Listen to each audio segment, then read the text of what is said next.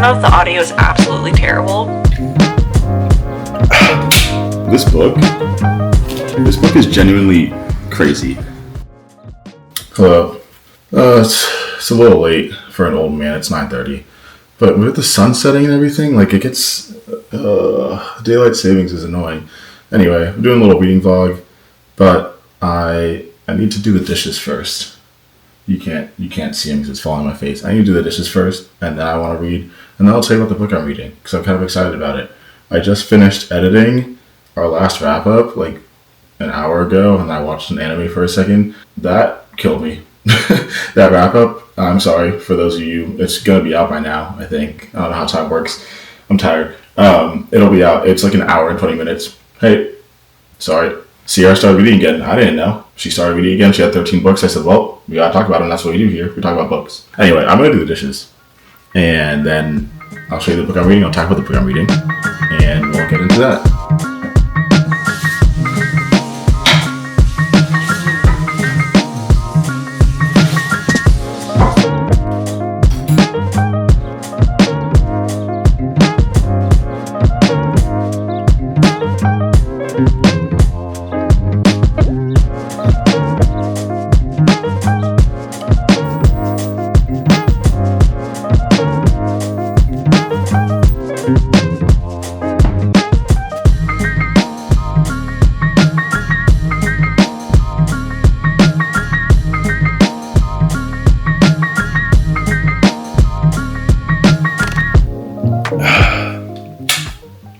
Hello again. I don't have long before this melatonin kicks in. It makes me even more unintelligible than normal. The book I'm reading is Atonement by Ian McEwan. I think I got this in Bermuda. It's definitely a used copy, and it's my favorite type of used. Like it's got the brown little, I don't know, wear and tear on it, and then the spine is very well, like, evenly cracked. Whoever was reading this, like to bend this thing back. Like, this thing is flexible. You can bend it. Oh, my goodness.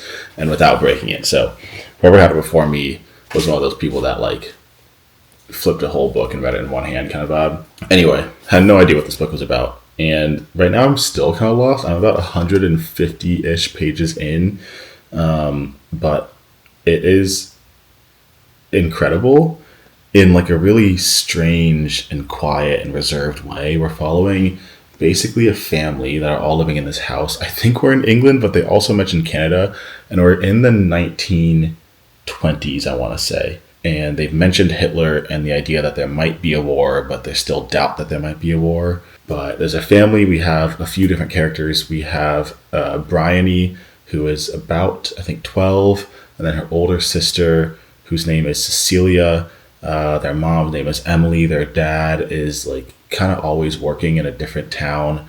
They have a few people that work for them, and the like housemaid's son. His name is Robbie, and then the brother, Bryony and Cecilia's brother, is coming back from college. I think his name is Leon, and he's bringing with him a friend.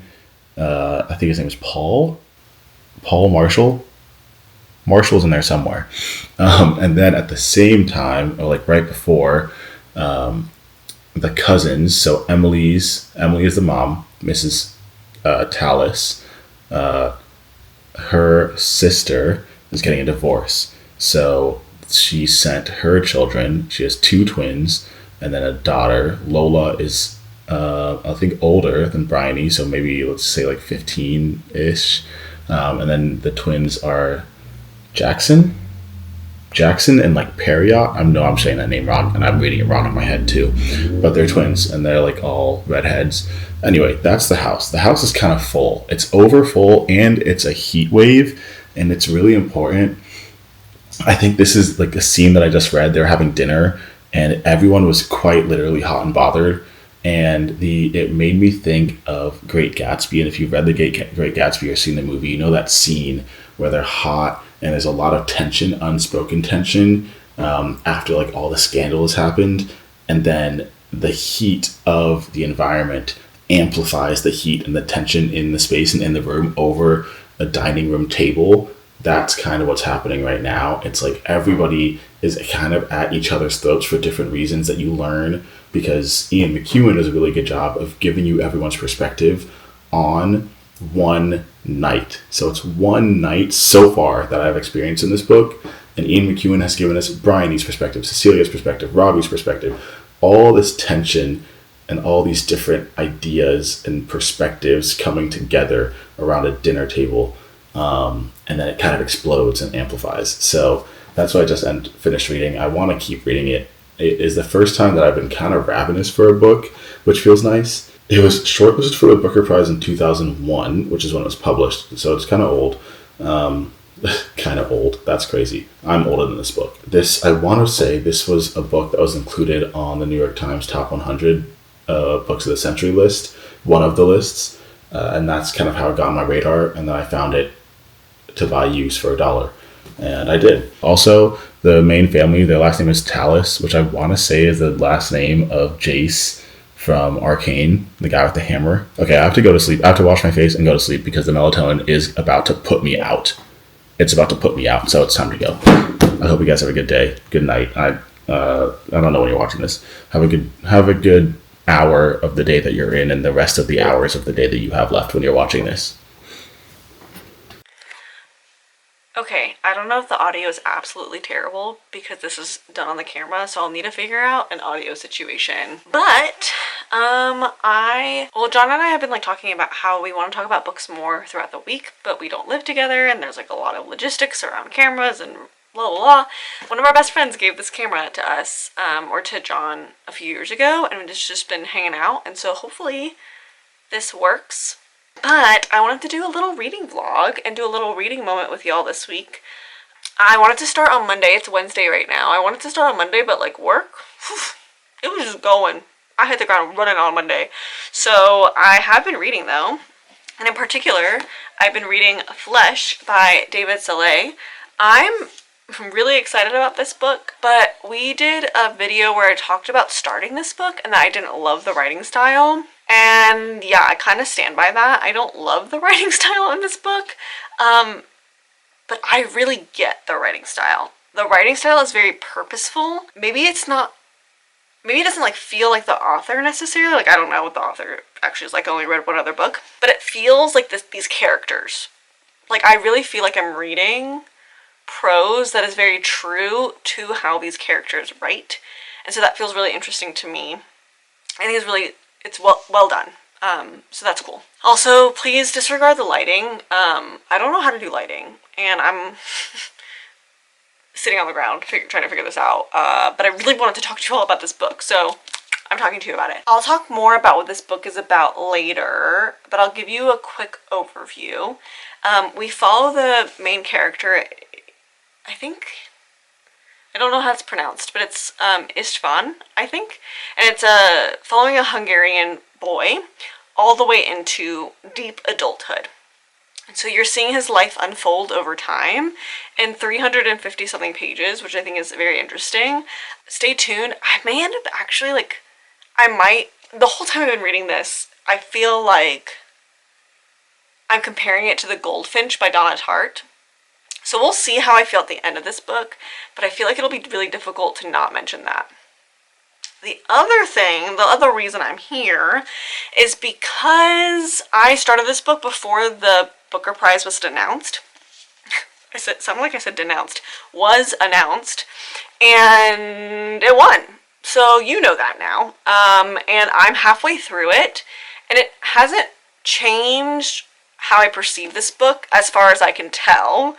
As I was reading it, I was kind of like, this might win. But I had no idea because I've only read 2 other books from the Booker Prize, so there's no way to really know.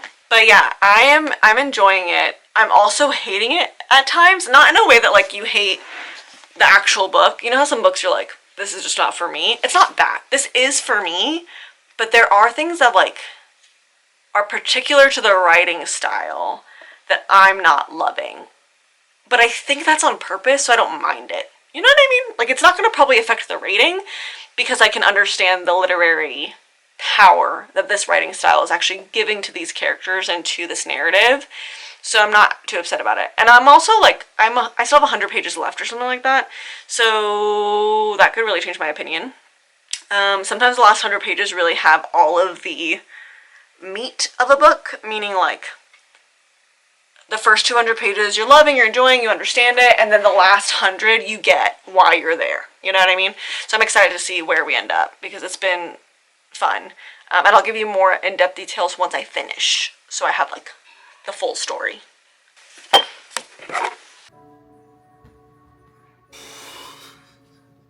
This book is genuinely crazy. In like the best way, it is drama. Like, I feel like a book like Pride and Prejudice, where it's like, come visit the house, and like the women of the house, and then the men come to visit. This book feels like that, but with more plot. And I know that I'm in the minority for not loving Pride and Prejudice. I need to probably reread it and give it a different mindset. But this feels like that, but also with plot. I don't know how else to say it. This story is insane, and I'm happy I finally got to it, because I know when I saw it on the New York Times Top 100 list, I was like, okay, it's one of those books that I'll read eventually, as with most of those books. Like, I'll get to it when I get to it. I'm happy I got to it. And the reason I picked this book up originally was kind of superficial. I'm going to New York today, and I was like, oh, I want to read something that... I need a book that looks nice. And looks like New York-y.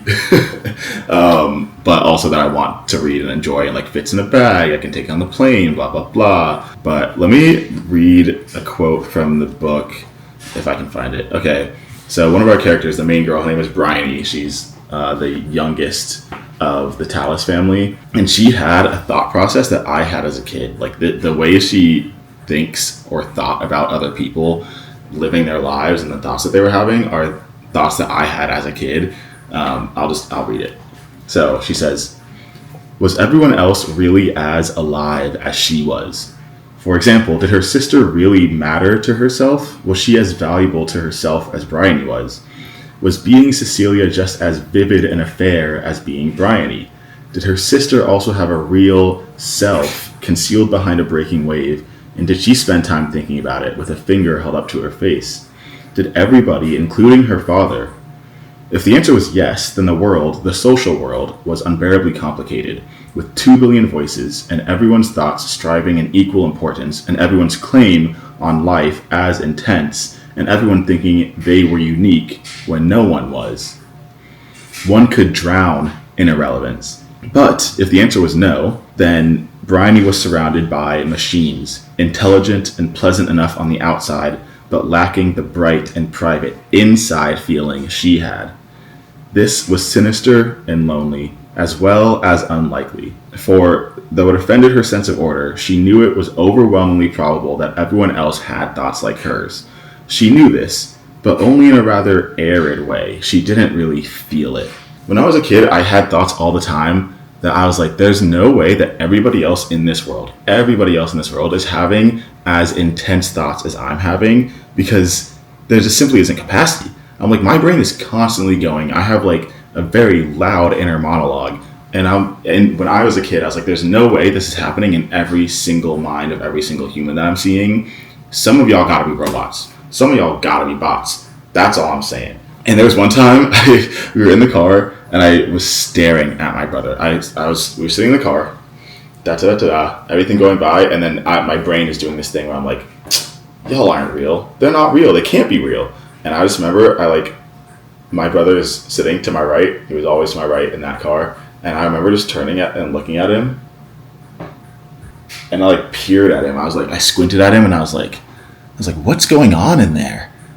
It can't be anything. And then he looked at me and I was like, oh man, of course he can find the program. The program is so well designed. It's like the Truman Show. I thought it was in the Truman Show. Anyway, Bryony had those thoughts and she outlined it in that paragraph there. And I was like, this makes so much sense. And I'm happy that Ian McEwan could write that down for me, because I'm like, it's such a validating feeling and a warm, fuzzy feeling when an author can put into words things that you've thought but you haven't been able to describe. Anyway, this book is solid. I can't wait to see what happens. Every time a chapter ends now, it's one of those kind of cliffhanger books and the perspective shift. So every time a chapter ends, I'm like, what's going on? Like that was crazy name drop, crazy plot point. What's going to happen next? But alas, things must be done. I have to pack. I gotta go. Ignore what's around me. I'm gonna get a cute background eventually, I promise. But a lot has happened since I last sat on this floor and chatted with you. I went to Germany. I came back all within this week. It was incredible. I went to a quince. It was really beautiful. I cried twice. I also got so ill on my way back. I couldn't talk for a day. So I think I last spoke to you on a Wednesday, and it's Thursday now. Maybe I should find my water. We always talk about staying hydrated. Okay, so I wanted to sit down and talk to you about my last thoughts on this book, Flesh by David Szalay. Flesh is so interesting, actually. I did not like the first chapter, I'm gonna be honest. There were things in it that just truly, like, it just made me uncomfortable, but I get it. Like, I understand why it was there, I understand why it made me uncomfortable, but it was so important for the rest of the book, because it honestly touches on this idea that in adolescence, the things that you experience really do shape how you create your value systems, how you navigate future experiences and relationships. All of those things are influenced by all of the moments in your childhood especially. And so I think I really enjoyed how, even though at the beginning when I was reading this book, it felt like some of the details or some of the moments, it didn't make much sense to me as to why they were there. Like, it made so much sense to me by the end. So I do think it's a really good book. I would not recommend this book for everyone. Not even from a trigger warning perspective, just like from a simply like prose, how it's written perspective. I think that the writing style in this book was so purposeful. I don't know if I've said this on camera yet, so whoopsie if I've already recorded this, but I think that the writing style in this book really speaks to writing to a character and not to an author. Like, I think that this author knew his character so well that he was able to write this book perfectly to that character. For example, the main character says the word like okay a ton, I think.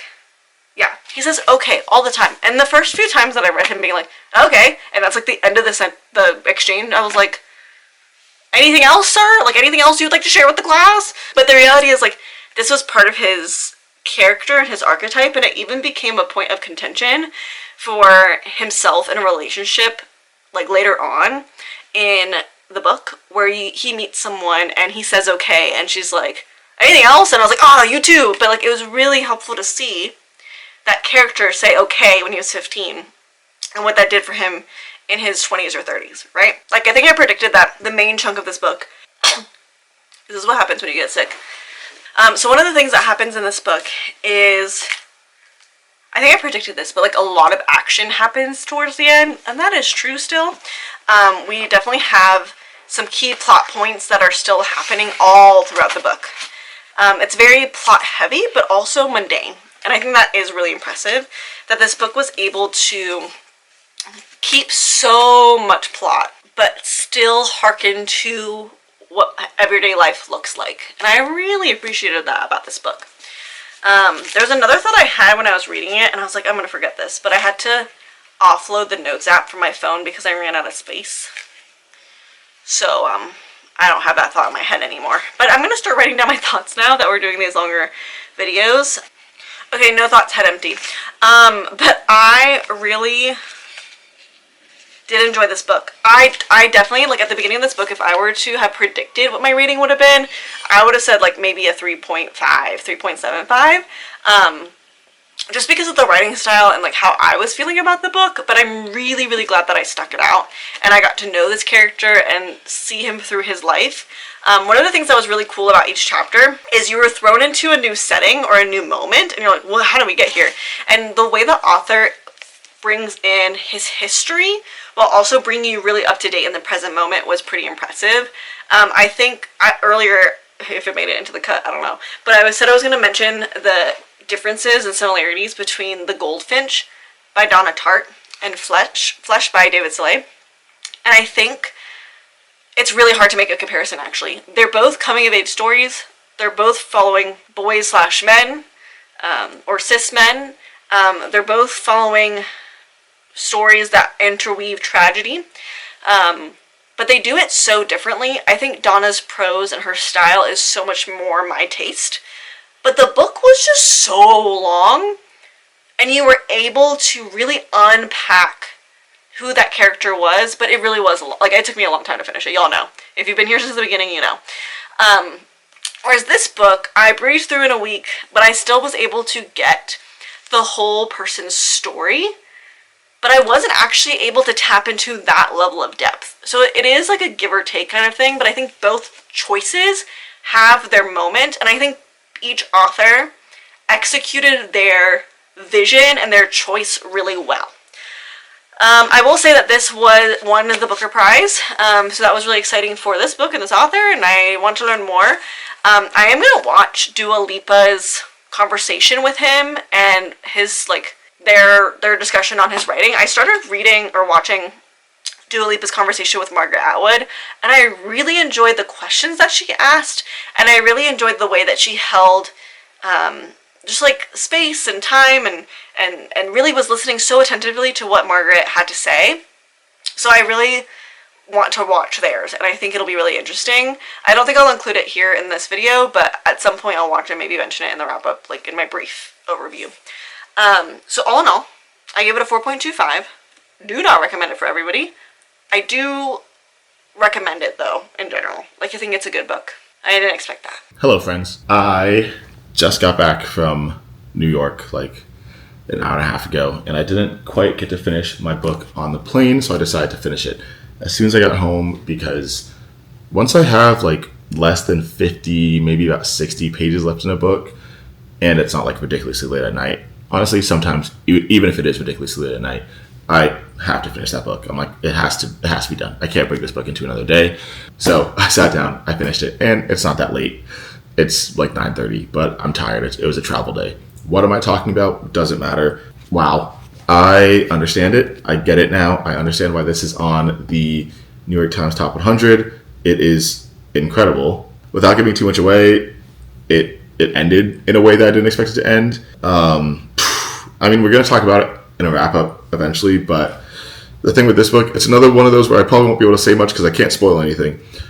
Excuse me. So sorry. But it blew me away. It's written in, I want to say, 4 parts, and you get perspective shifts, and Ian McEwan does a great job at writing from a bunch of different perspectives. At the beginning, you're jumping around from a lot of different perspectives in the household, which I think I might have mentioned before. But that's not what I'm talking about. Yes, he writes from different perspectives, but he brings our characters and he writes from their perspectives as they're growing. So our main character, Bryony, when she's a kid, like everything that she's thinking and the way she goes about life and sees the world is in this childlike manner, and Ian McEwan displays that perfectly at that stage of life. But then we follow Bryony from like pre-World War II all the way to like the end of the 1900s, and we are seeing her maturity and development and the way her mindset shifts, and it like feels as though part of it was her coming of age story. But those of you that know the book and know that I can't really explain a lot know that it's a lot more than that. It's much more than a coming of age story, but it is also that at the same time.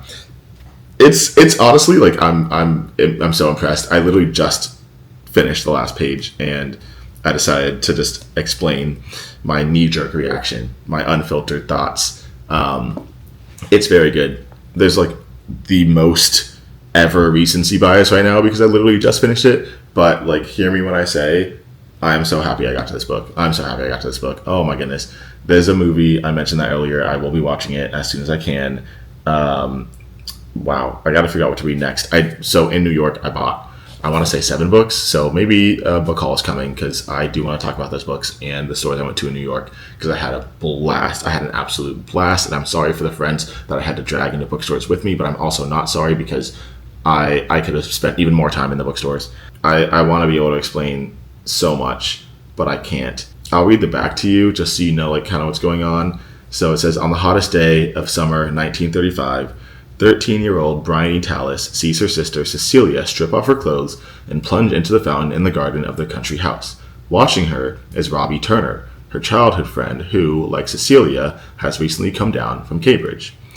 By the end of that day, the lives of all three will have been changed forever.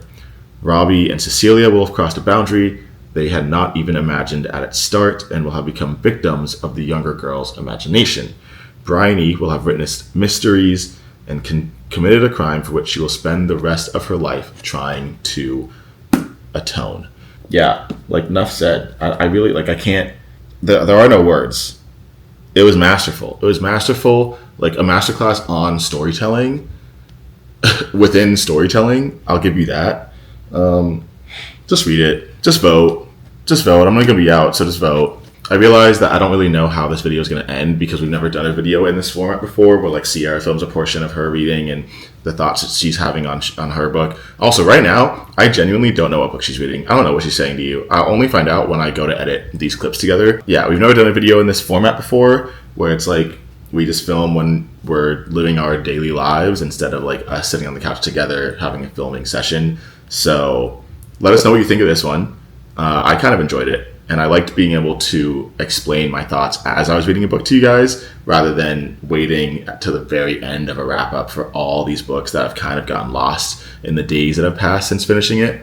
So if you like this format, let us know. But as always, thanks so much for watching. Like and subscribe, and we'll catch you in the next one. Bye.